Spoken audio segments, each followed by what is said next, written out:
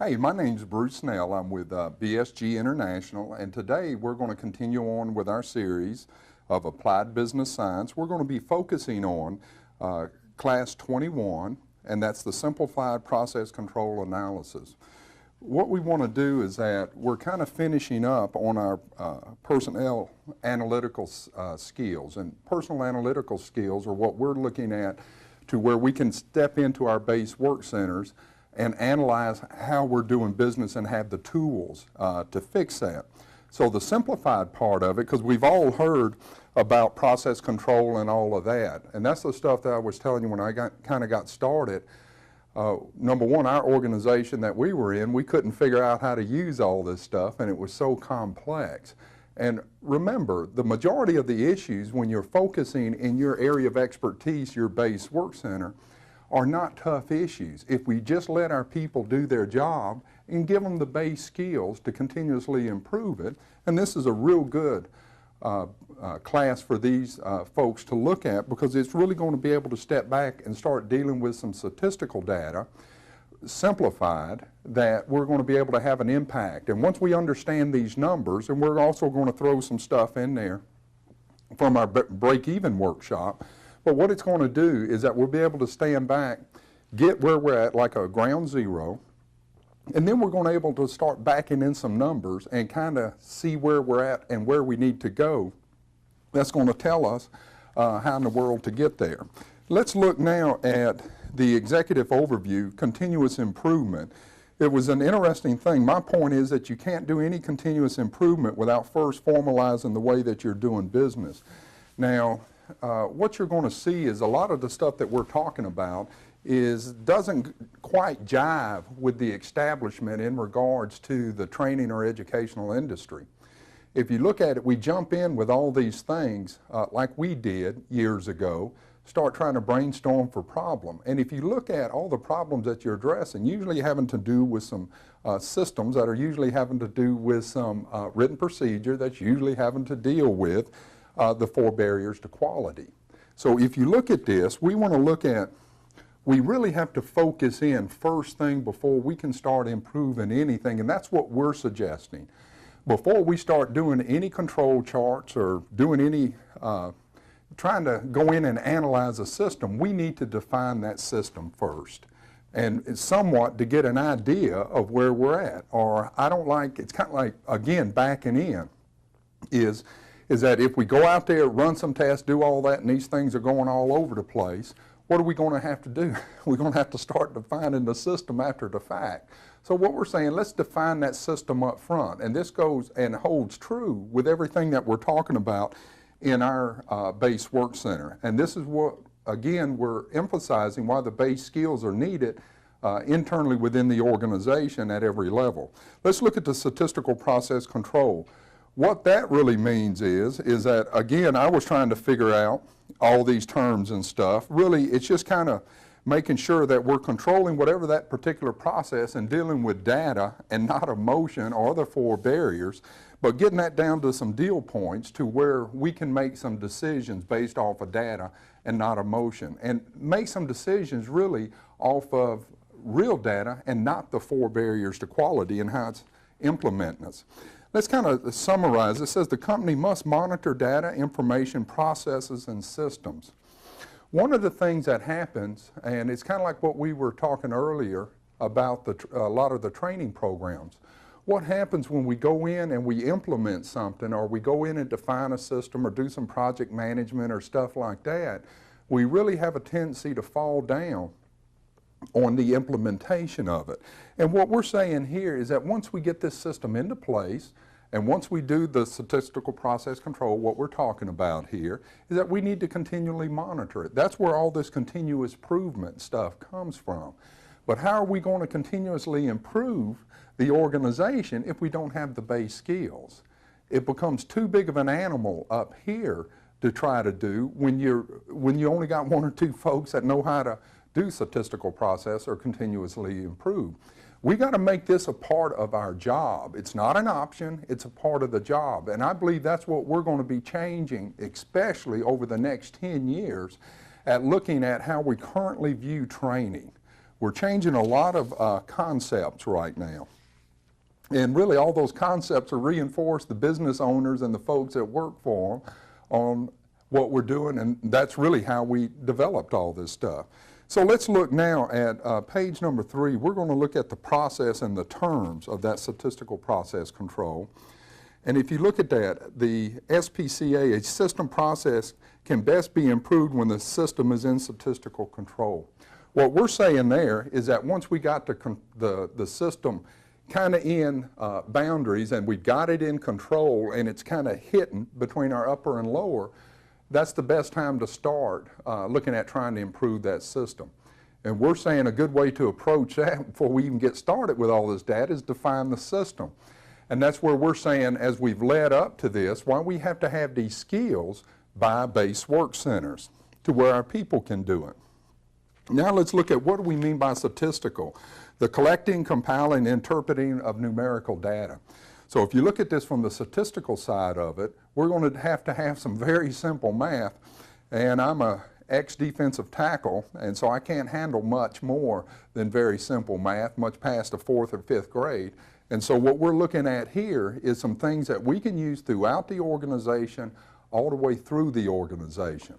But what we have to do again is train our people and give them the tool. You're going to be able to take this back and help out and help retrain your folks. Let's look at the process. A base work center that has defined their process steps and procedure that makes up the organization's systems. Again, we're saying a process. How do you get a handle on all these things internally with what the organization is doing? It's a bunch of systems. It's a big wad of systems. We're really pulling it apart by processes that make up the systems. Now, we're already kind of bucking the establishment on that deal, but we're saying a process is a part of the system. Then what we're doing is, again, breaking it up, moving it further down the organization by base work center. Control, to formalize a system process, setting up with data, statistical verification or test, behaving in a predictable, consistent manner. In fact, I wish I could do that myself. Let's look at the control. We're saying is that we're going to get this thing in statistical control, meaning that it's going to be within our upper or lower limits, and that we kind of honed it down, and now we can move the variation down as tight as we can. Okay, let's look at some of the terms. If you look at the term number 1 there, it says the N is the number of entries. The mean is the average of numbers, is the total of numbers divided by the N. And what we're saying there is that all we're doing, if you look at it, we got a bunch of numbers that we've collected, and you're going to see us throughout this thing talk about, let's use our existing data. We got all that stuff, and let's just start with that. If you look at the mean, you're really taking up, you're collecting and having a sum of all those numbers and then divide it by the number of entry, or by N. That's how we get the average or the mean. A variance, the variance gives a measure of the spread for the mean. So what we're saying there is that the variance, we have an average like here, and the variance is how it goes either upper or lower above the mean. So that's what we're talking about, going to kind of give us our upper and lower controlled limits. So we're going to be working in a confined manner. And as we bring it in and start defining it, we're going to get rid of some of the things we call special causes. Next, let's look at the standard deviation. Now, what's interesting, when I was in college, to get a calculator that could square something cost us about $30. Now you can get a calculator that'll do all this when you buy a pack of gum now. So if you look at, all you do is take the mean and basically square the thing. And there's a little other things that we have to do, and we'll talk about that in the formula. So really, the standard deviation is the square root of the variance. It's really kind of honing it in and really getting us a standard deviation from the mean and from the average. And you hear a lot of that on the TV when they talk about taking surveys and stuff. That, by the way, they're manipulating to get what they want, and that is a story. And so that's something else we'll deal with on another show. The next is a control chart. Now, they've got a bunch of stuff out there, all these fancy things to plot and to collect data and do all this. Guys, really all we need is a control chart. It's really a run chart with statistically determined upper and lower limits drawn on either side of the process, mean or average. So what we're saying there, the control chart's just going to kind of plot those deal points of what we're doing and what we're collecting to give us a visual, because most of us work pretty good when we can see something there. Variations, we're looking at what is a variation. We got a couple of different variations. One's a common cause, mean within the limits. We're saying that within that upper and lower, which we'll go through in a second, anything that's happening in there below or above the mean within those limits are what we call common cause. And I'm not saying that we don't get excited about them, but what we're going to do is tighten that variance up. Special cause is outside the control limits, meaning we have something that spikes way out of the ordinary, and maybe we need to be asking why in the world that thing's happening or what happened on that day. And then we don't want to start jumping through hoops on all this stuff just because we're getting some things. We want to run a good run of our data to make sure we're really getting something that reflects currently and commonly how we're doing business. Statistical control. When special causes have been eliminated, now look at ways to reduce variation. So what we're saying, once we get rid of all those spikes in this thing here, what we're going to do, and what you're going to see, everything we're talking about, is that we're going to get it into statistical control. And how do we do that? We define those base work center process steps and procedures. This is what we're saying all along here. If you look at every class that we've had and going to have, and everything in our applied business science curriculum, it really gets back to the process and step. And then it all evolves around the 4 barriers to quality. So the statistical control, let's say that in the control limits is maybe 3 points below and above. What we want to do is maybe work that variance down to 2, but now we're starting to plot, and that gives us some goals and directions on what we can do to look at that particular, most of what we're doing, we're having to look at systems. So now let's look at the next page here where it has SPCA, a process example. If you look at up there, it says A, mean. We're going to go through on how in the world we get the mean. If you look at that, we basically have a total of 6 items, or I'm sorry, actually 5. Now that's our sample. If you look at 9, 6, 7, 10, and 8, that's our sample collection. And we're kind of really keeping it easy without getting a bunch of numbers in there. So if you look at, all we do is add up those 5 numbers, and that's our total count of the sample, which happens to be 40. Now let's look at item number 7. Okay, remember earlier we said we divide the sample by the number of entries. To get our mean, there were 5 entries. So we divide 40 by 5, which item number 8 is the average or the mean. So now, well, that happens to be 8. I planned that way. All right, so if you look at that, so now we have an average or our mean, which is 8. Okay, B, let's look at our variance now. Okay, if you look at this, these are some of the math stuff that we got to get into. Without trying to go through all the reason in the world why we got to do this, subtract that 1 and do all that, let's just give you the formula to do it. And we're also going to be talking about in a little bit about using the real data that necessarily we don't even have to do this, because there's going to be things here that's going to tell us of what's acceptable, non-acceptable, and we'll get into that a little later. Okay, let's look at line number 10. You have the sample. Remember, the sample is from above there. We have minus the mean, which is 8. And then if you look at that, we're saying you basically times that mean by itself, and that what that'll do is that we subtract it. Let's just take number 11. We subtract 9. We take 9 and subtract 8 from it. It gives us 1. And then what we do is times it by itself. And if you look out to the column to the right, that's the totals. Now when we have negatives, and when we basically times those things, that makes it a positive. So that keeps, and there's some rationale behind that thing. I actually remembered that from school. So if you look at that, we go through and do this. We're looking at, we have, our number now is 10. So if you look at, now we got the number here to start working on our variable. Let's look at line number 17. Okay, there's the 10. Everybody see where the 10 and where the 10 came from.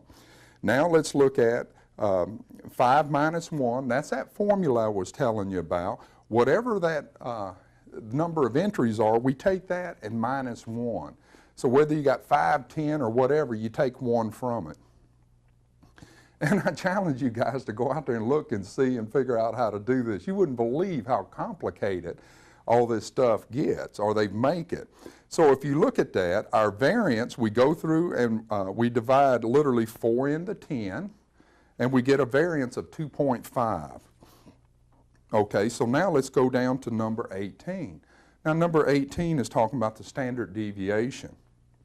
If you look at number 19, that is telling us the variance is 2.5. Okay, now what we're going to do on number 20, we're going to square that 2.5. And like I said, on your calculator, it's that little fancy looking thing, looks like a check. You square that, and that equals our standard deviation.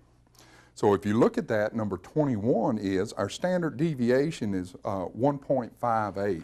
And now what we're going to do is go over to the next page, and now we're going to look at some of this stuff in regards to how we're going to plot that in those numbers. If you look at the example where it says under the control chart here, example data number 1, it says from page, the earlier page, 1.1, the mean is 8. Okay, our standard deviation is 1.58. Okay, now let's look at that control chart, and we're going to get in and start looking at the control chart. If you look at that, what we've done is plotted that. If you see the 8 there in example number 2 under the control chart, what we're looking at is the mean is 8. We all see the 8 there. And then if you look at the upper, which is the UCL, and then the LCL, which is the lower control limits, you're looking at, that's our spread. If you look at adding 9.58 and then subtracting 6.42, basically what that's doing is giving our spread. Or depends, if you want to, you can add both ways to get that common cause. Let's look at everything between that 6.42 and the 9.58 is the common cause. Anything outside of that is the special cause. And what we're saying, that's above, that's where it spikes. Now remember, what we're saying is that when we're within that common cause between the upper and the lower, we're in statistical control, meaning that we've kind of knocked out all the special causes of our particular system, and it's in it now a controlled state. Okay, now let's look at number 3. It says here acceptable control limits inside statistical control, non-acceptable control limits outside.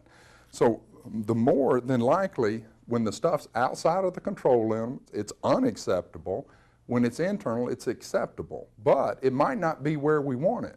We might just have it into a controlled state that might meet specs, but is that necessarily where we want to be? So these are the things that we're going to look at, different things to get some interpretations, and that's going to give us some directions in the market on what's acceptable or not acceptable. Now let's look at what is acceptable and not. Number 1 is within specifications is acceptable, obtaining selling price, meeting mandated requirements, meeting sales goals. Now let's look at 3.2. It says not acceptable. It says outside specifications, not getting selling price, not meeting mandated requirements, not reaching sales goals. So all of these things are what we're going to be able to look at from a statistical process. Number 4, let's look at existing data, your organization. It says your break-even, cost of doing business. We're saying it's very important to make sure that we understand our cost of doing business. Now, we've had a class in that. We're going to come back to that and give you that worksheet that is from there. But it's very important to know what our cost of doing business is, because once we got that ground zero, or driving that stake in the ground, we're able to go through this thing now and start backing in some numbers. Okay, and then number 2, it says your competitor's price. Because if you look at, that's what's really going to have some influence on what we're doing and what our pricing and stuff is. Suppliers' pricing of product and service. How does that affect our price and stuff? Well, let's just say raw materials, if our raw materials are going up, it's going to affect our selling price. And the tough thing is, a lot of times when we have that selling price that's going up, is that we cannot adjust and pass it on to our customer. And so what happens, that further reinforces why we have to get efficient internally within the organization. All right, the seller's pricing of our product and service, our suppliers. What will or is your customer paying for the product and service? So let's look at our existing data of your organization. We're saying basically there's a lot of things that are happening here that are going to tell us and give us some idea and some deal points that we can be able to statistically process control. One is, we're saying here, who's going to help set our price in our market? Well, basically, if you look at our customer's only going to pay so much for that product, whatever it is. And that's what we got to figure out, is what that selling price is. Also, too, we got to look at how our competition. So the competition's going to give us a number. And maybe our competition might be a little below what our price is. So maybe we can plot those. And then that's going to tell us that in order to compete out there and stay on top of our suppliers and our competition, that we're going to have to figure out some way to get our costs down. Now remember, we talked quite a bit of how we usually do that, and that's that line item management. Well, we're saying here, let's focus in on the system and the processes, and let's look at and improve the way that we're doing business. And how we do that, once we get it in a controlled state, now we're going to work on the variance and bring it down. That is going to bring down our cost of doing business. That's basically going to make our product a little more attractive out there on the marketplace. And we continually have to do this. How many companies do we know that basically had a widget, they were the first to market with it, and they never messed with the thing again, and then all of a sudden somebody comes, well, not even out of the blue, but they come and they pass us and they take our market, and then all of a sudden we're almost out of business.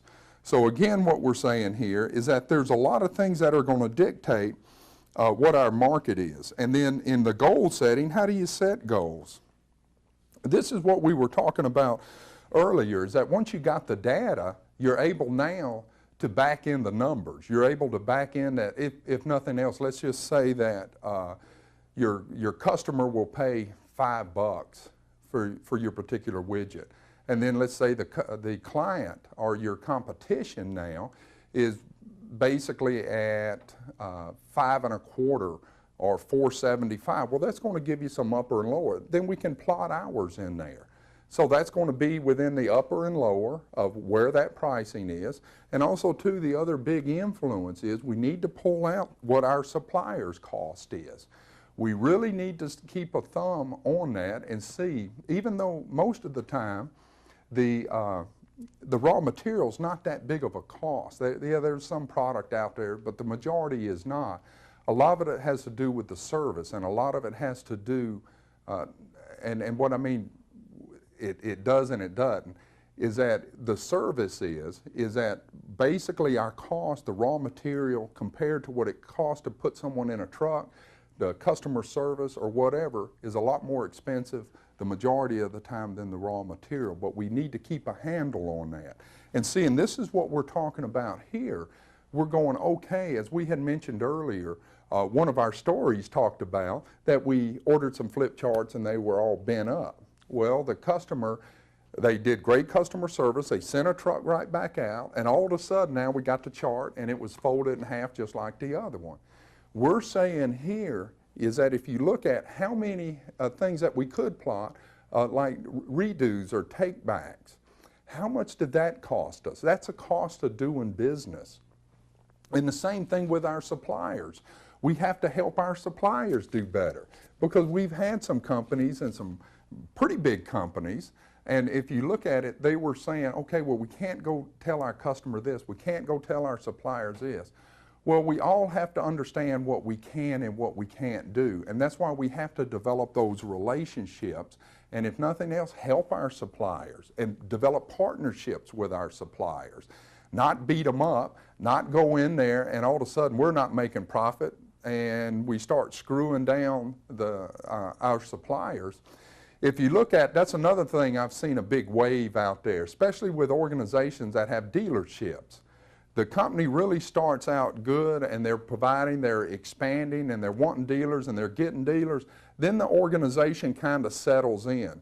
So what happens, that organization, the majority of the time, becomes very top heavy, and all of a sudden they're less efficient. So what happens is that as they want to continue with their growth and their profit, they start tightening up on the dealers. And I've actually seen now that there's some companies out there that are now trying to squeeze out some of the existing dealers they had because they don't want to deal with a bunch of dealers. And to be honest with you, I think that's kind of disgusting. There's a lot of family businesses that have started these dealers and created that market. Now because they don't sell as much as one big guy in the area, we're trying to squeeze them out to where now I can just deal with one. Let me tell you what they'll do to you. What they'll do once they get you, they're going to put the screws down to you, and then that person doing that's going to go, and what you're going to do is ruin your relationship, and there's some stories in the book about that, ruin your relationships with your dealers. And then we've actually seen them to where they start trying to buy their dealer back.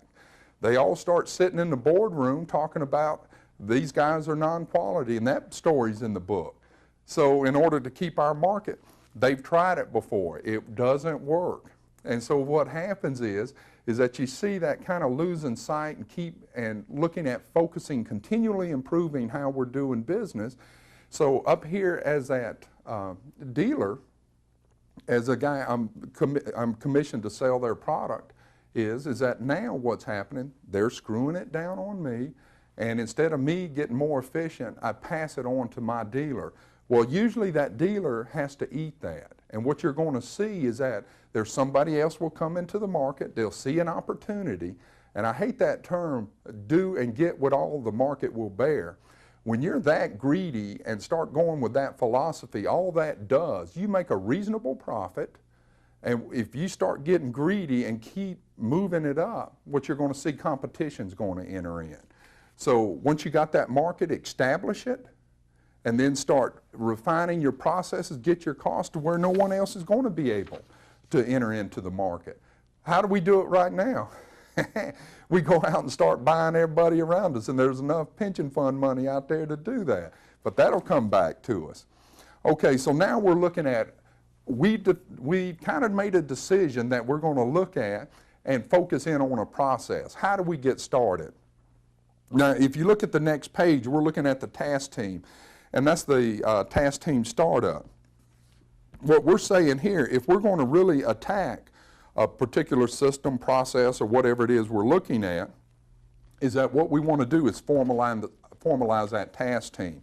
Now, we've had this quite a bit. What we're saying here is to formalize that is, remember, who's involved in the task team?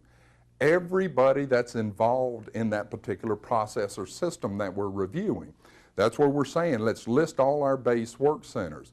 Remember, a task team or a team functions real well between 4 and 7 team members. So what we want to do here, if you look on that thing, not only number 4 there, but it says list all the base work centers, but what we want to do is list those base work centers and have a representative from each of those base work centers. And what we're talking about there is that keep it at 4 to 7, get the most crucial base work centers, and then have everybody else as what we term resource people, and that we bring them in as we need it. As an example, they're involved in the process. We draft it up, we hand it off to them, they assign it, they approve it or disapprove or make corrections, and we bring it back to the team. Because remember, you get that thing too big and we can never agree on nothing once we get started. Now let's look at, this is kind of a list of actions, and we'll go over the forms here, but we want you to look at the startup of this thing. It says, where are we at in our actions? Let's look at the systems under review. First of our steps is number 1, after we formed a task team, let's look at what are those systems, or what is that thing that we're going to look at. And evidently we're going in there to look at it for a reason, and usually we're going in there to look at it because we're having problems in that thing, or we're feeling that the cost is getting out of hand, or we're not able to respond, or whatever you want to call it. So if you look at this, we want to, number one, decide on what is that system under review. And we'll go over these forms here in a second, but I'm going to tell you kind of in a concept of what we're talking about. Number two is that we want to look at and start defining the system. Why do we want to start defining the system? Remember, everybody else out there is telling us that we need to jump right in there and we need to collect data and do all this stuff. We're saying before we even start that, let's start documenting and defining our system and our process. By just doing that, we're going to improve it.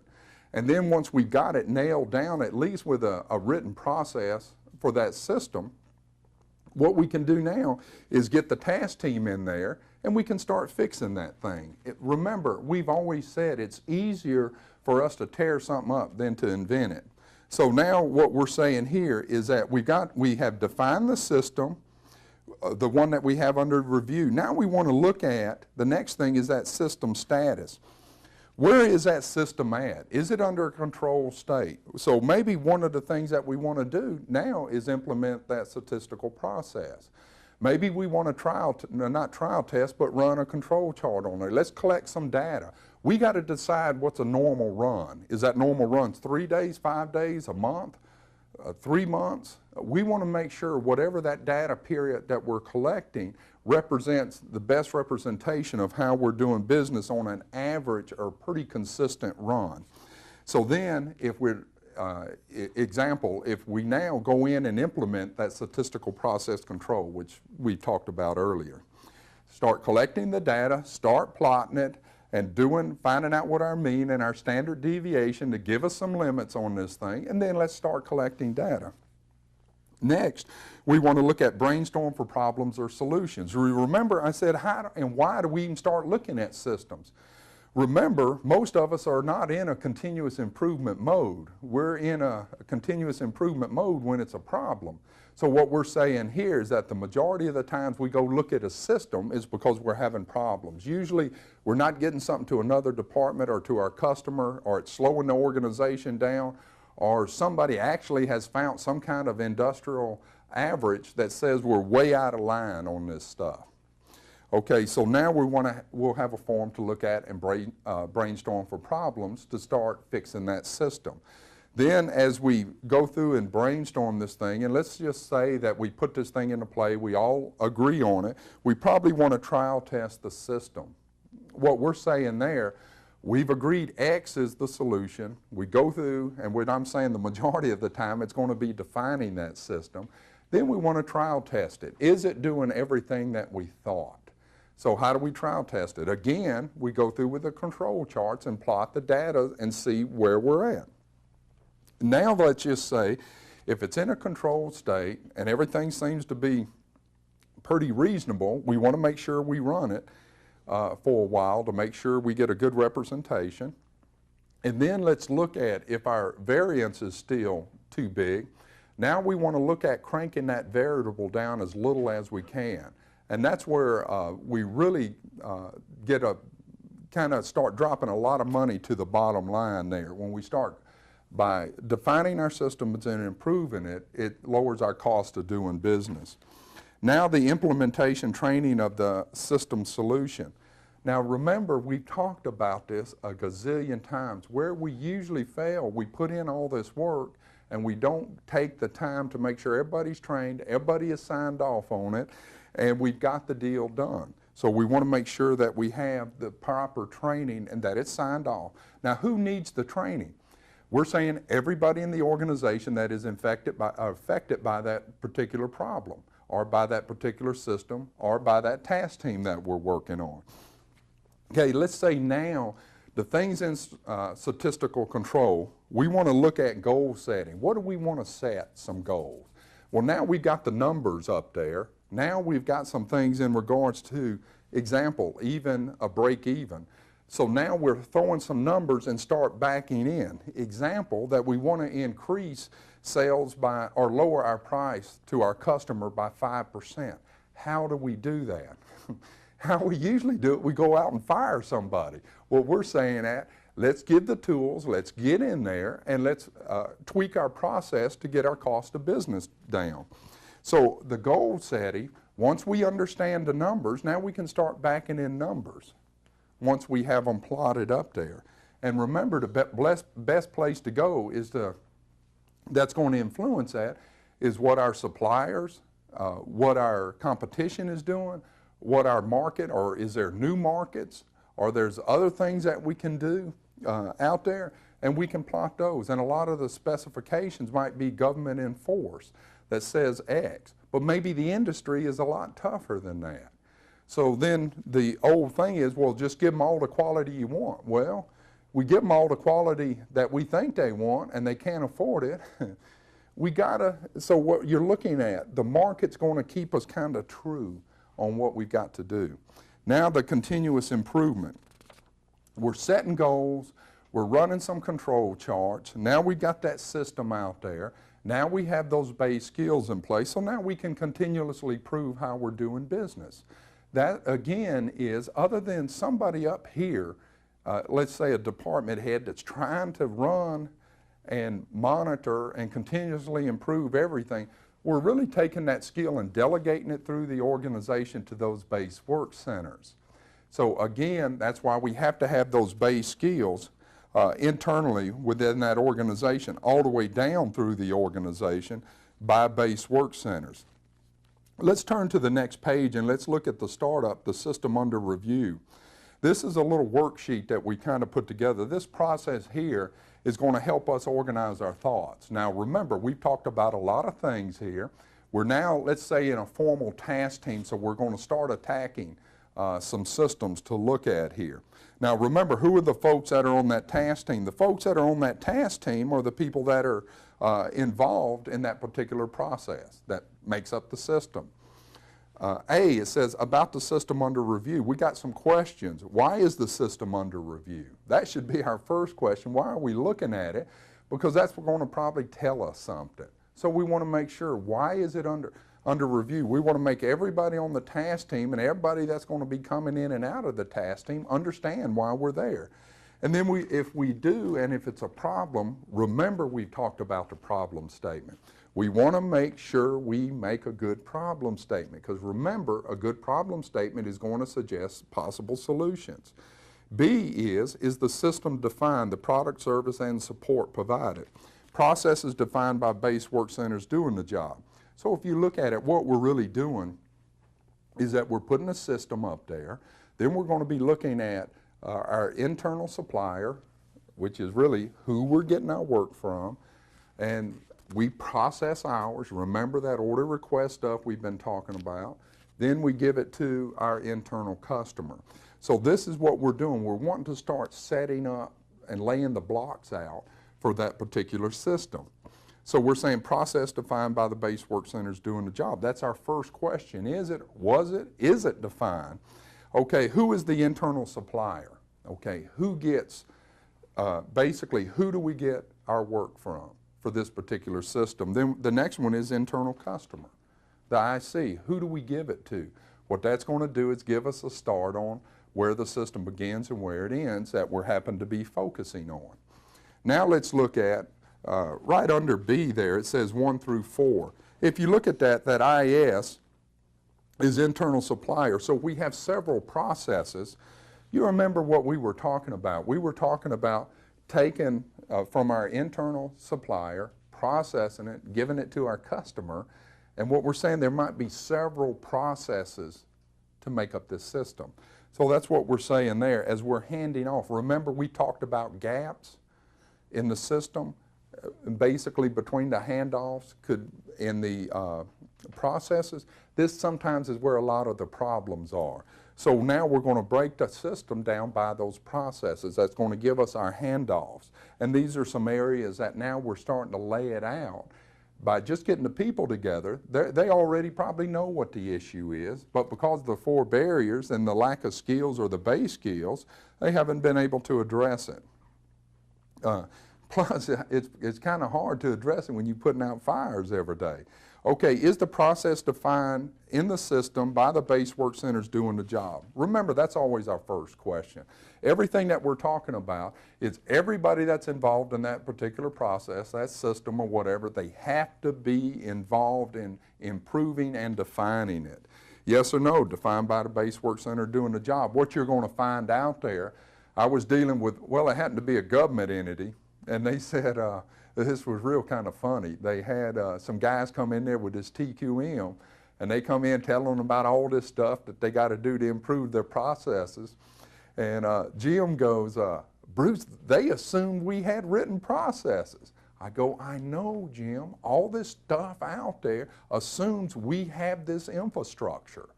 And now after 11 years, I see why nobody ever really did anything. It's a heck of a lot of work to figure this mess out.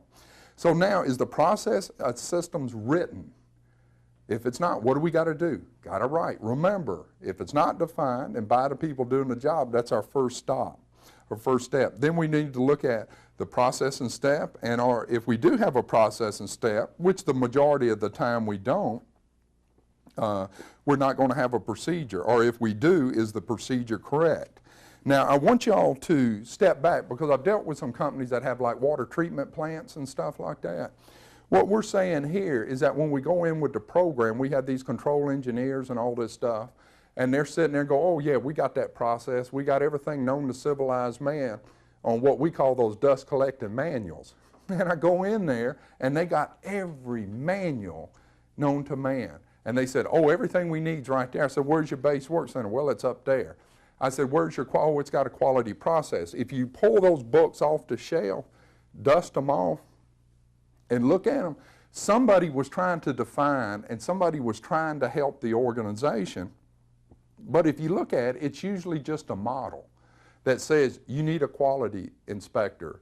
You need to make sure you collect this data. If this happens, but what you're seeing is that it's just guidelines. It's no process, step, and procedure. It's almost like what we're talking about, that generic, job description. You remember that we talked about, usually 2-page long, and what it does is that it never tells you how to do the job, and on the second page, line 24, it says, and all other duties assigned. That's what that big book was. Had nothing in there, no processes, but it was general. I said, let's take those guidelines and let's put them to process and step. But in that particular department, it was really hard trying to get everybody focused on their jobs, because everybody was kind of doing everything. Now, was there any fear? You darn right there was some fear. Was there maybe, well, we won't even go there, because we have some interesting statistics of what we do when there's fear internally within the organization. Okay, now, we're looking at, has there been training specific by the processes involved? Training a process, yes or no? Training formal, and we're saying formal has to be written. I'm going to save us all a lot of time, because I'm going to tell you the majority of it has not been defined. And number one, if it has been, it's usually very generic, and it hasn't been defined by the people. And if we defined it, it was back when they were making all Model A's and they were all the same color. And what we're saying is here is that chances are you don't have a written process, and it wasn't developed by the people doing the job, and it's not specific by your base work center. We talked earlier in some other classes about doing a base work center audit. This is what we're talking about would be a good place for you to go in and do that. Now let's look at the next page, which has the SPCA startup, which is what we're saying is the systems review. This takes it another step forward. It depends on how far along your organization and your base skills are. What we're saying here, this is the first part of that task team to start looking at that system under review. The last form, we just kind of asked some simple questions to really kind of get down to the deal points. And what you're going to find, again, the majority of them, they weren't defined, they didn't have training. So now we're saying, okay, what is the process and step under review? We want to list it, again, name it. We want to, if it's a problem, we want to make a good problem statement. Now remember, this is the task team. These are the forms, started with that last one, that the task team can use and work through defining those processes. Then it says A, the next thing is existing paperwork, forms, reports. Now why do we want to do that? Remember, the paperwork, the forms, and all that stuff is going to start suggesting systems and processes. So we want to list all our paperwork down there. Next, B, flow charting of the process. And we have that defined base work center kit and process that we've used throughout this whole ABS curriculum. So what we want to do is, number one, look at the existing and then look at the proposed. And what we're saying here is that the existing, before we get in there, let's define it before we start trying to improve it, because I've been through that mess. We get our people in there and they start seeing things wrong, they want to improve it. Well, what they're improving here in this particular process adjusts that particular process, that adjusts that. So we got teams going in all different directions trying to define the process. We're saying here right now, it's just lay it down by the existing process. Just by laying that down, you're going to tweak little bitty things that'll improve it without much work. Then we want to look at what do we propose, because what you're going to see as everybody starts looking at it, we never went down and looked at the system. Remember, we're saying on Friday afternoon we're down there at FAC, and what are we talking about? We're talking about the problems at work. I've yet to come up with somebody doing a margarita and said, hey, by any chance, have you reviewed your process and steps? When's the last time y'all looked at those procedures? They're talking about all the problems. So if you look at it, we've never been in there to look at our systems or our processes. Remember, what have we been doing? We've really been beating the tar out of our people and basically reacting emotionally and putting out fires. I don't know if any of y'all ever, again, have had to put out any fires. Now let's look at the next page, and that's kind of a little startup, and that's a little procedure thing to help us fill out the form that we just covered up or just went over. Next, let's look at the next page, which is our systems development. Now what this is another step further, and you might even, as you get pretty good on this, and what you're going to see, don't tell anybody, you might as well go to this form here because the other stuff ain't going to be done. But that's kind of the process you got to work through. And as your expertise and your awareness grows, you'll be able to go right to it and nail it. So let's look at this form here. A, it says the system. Again, we want to name the system. What's the product or service of that system? And we want to write that down, and that in itself is going to be hard. Then we want to look at the base work centers involved in the system. What is that going to do? That's going to start setting up the process. Next, we want to look at the forms and paperwork, the data entry. Okay, now if you look at, now we're getting down here to where it says attach. We're saying if we're doing this in our task team, let's collect the paperwork, let's attach it to this form, and then it might be a big process, or we might not have access. So we might want to form a task team out of this task team, or what we call an action item, to have someone collect the data. Then we also want to look at our internal supplier, internal customer. Do we need to assign that thing out as a task team? And then we're going D, processes involved in the system. We want to look at all the processes, and we want to look at the internal customer and supplier, the handoff, all those base work centers now that are involved in that particular system. See, this is the form before we started kind of laying that down. Now we want to look at, remember, for each of those processes, usually there's a base work center. Again, we're saying, do we have more than what will fit in there? Are we going to attach that? And then also, too, do we need to form a task team? And what you're going to see is that it's not as easy as it sounds to just go in there and say that process. What you're going to see is that the process is going to be very chaotic. Depending on who you are, where you're at, what day and what time it is depending on where we're getting our internal customer and supplier stuff. So it seems like it's a little easier, but it's a little tougher than that. So then let's look at the process and steps, flow chart. What we're saying there, excuse me, what we're saying there is that we want to start laying down that process and step. Chances are we want to assign this out as a task team, a separate team or an action item to get the folks to start laying it down. Then we're saying define the process and steps, is that attached? And the training and implementation once we nail the process. Now let's look at number 12, or the next page. It says Base Work Center Startup Worksheet. We've had this in our other class, but I thought we should stick it in here also, because what you're going to see as we start looking at these processes, the majority of our base work centers aren't defined. So we're saying if you get into that situation, start working on defining your base work center. Next, let's look at that worksheet, that support sheet. This is the one that we're saying as the task team or the individuals in that process or whatever can now use this form here to go through and systematically look at all those processes and all those things that are involved in that particular base work center or in that particular process or in that particular system. Next, let's look at the SPCA support for a simplified break-even analysis. And this is what we're saying, that we went ahead and threw this thing in there, and we're not going to have the time to really go over this. This was another class. But what we want to look at is that, let's get some numbers, the overview of the cost of doing business. Excuse me, I almost knocked my stuff off.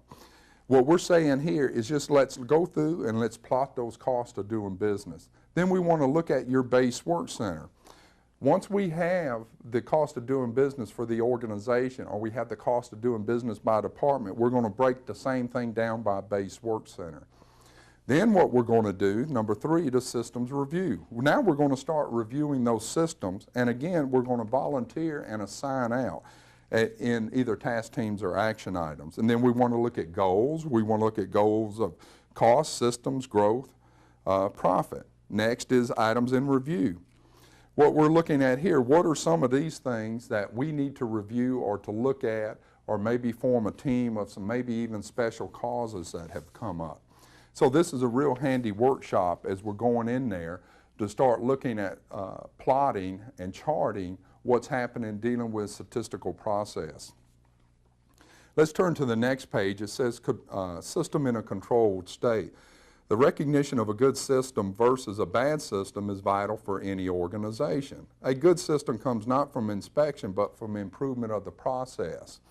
And we're saying, and we need to improve those process and steps of that system. So again, let's look at, before we can do anything, we got to define how we're doing business with that process.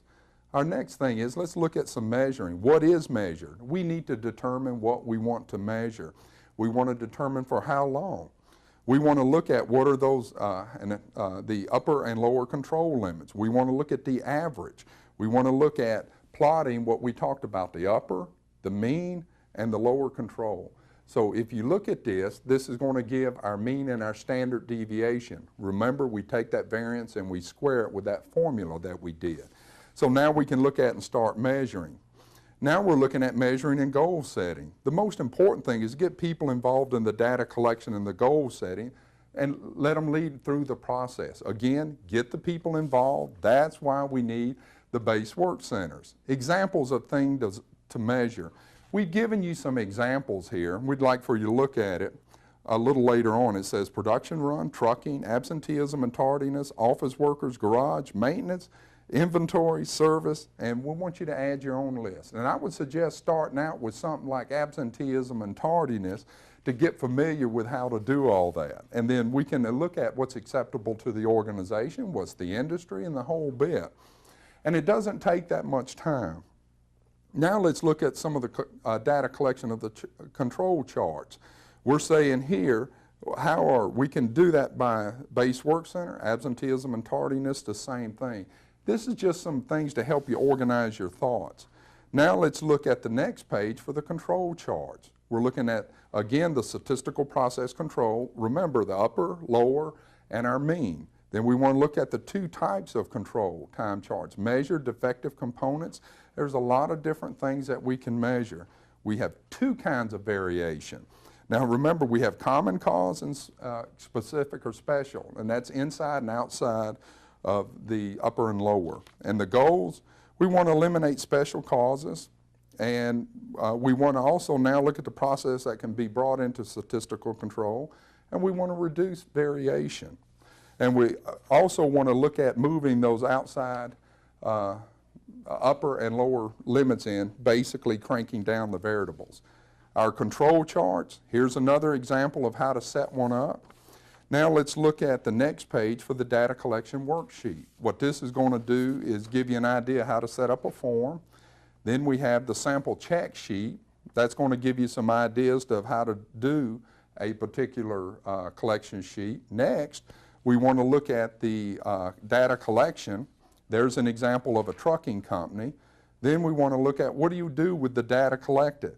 We're talking about here when the process is under statistical control. We want to look at removing special causes, make sure data runs and represents a normal standard run, a good cycle. Data has to be correct. Improve the process with data, and we want to set goals. Once we have all this, now we can continually improve the way we're doing business. Next is the formalization of the task team or task teams that you'll be putting together. This is pretty standard to what we did. This action item form, as we delegate out, will also cover the task team log, the collection log, and also the task team forms as we're doing that. So if you look at it, that's going to give us the tool to manage this thing. Next, if you look at, we're down now to our Base Work Systems 2000 kit. These are all of the forms that are going to help us get through to accomplish defining that organizational system. And what we'll do is that I won't go over this right now. We've gone over it several times, but those are the forms that are included in the pack that's going to help you define those systems and processes. What I'd like to do now is cover some of the questions frequently asked. What is a continuous improvement? We're continuously improving how we're doing business. How we do it? Base skills. What is SPC? Basically dealing with statistical process. What is SPCA? We're really simplifying this whole thing, getting those base skills down through the organization by the people that are doing that job. Describe a common cause and a special cause. Common cause is happening within the upper and lower, and the special cause is something that's happening outside. And remember, we don't jump through hoops and start trying to change the world.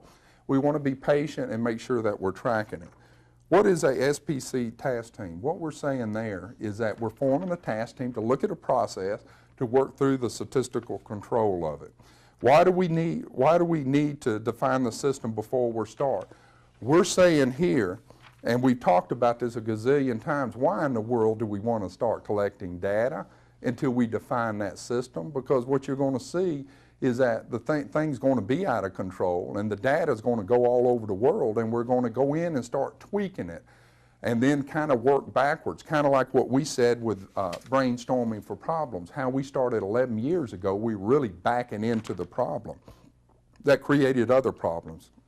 Next, let's look at, shouldn't management be the one receiving this training? Well, that's kind of the thing we've been bucking right now, is that they're saying this is management training. We're saying everybody in the organization not only needs this SPC skills and this awareness, but we also too need to have these base skills throughout the organization. Because remember, where we've evolved to here is that we've got this big animal up here trying to change, manage, plan, and schedule everything. We're saying you can't hire enough managers to do that. What we have to do is delegate this stuff, and how we're going to do that is with the base skills with our people. So if you're looking at the base skills are the key for success, for continuance and growth. Again, we're looking at, does the guy at the top need these skills? Yes, they do. Folks on the floor? Yes, they do. Why?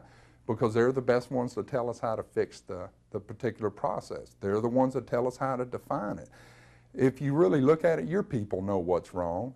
Let's work and focus on those four barriers to quality, those base values, treat everybody with respect and dignity, and let's give them the tools for success. And let's program them and give them the tools to succeed. Really appreciate your time. I'd like for you to look at this stuff, and we'll see you at our next class, and have a good day.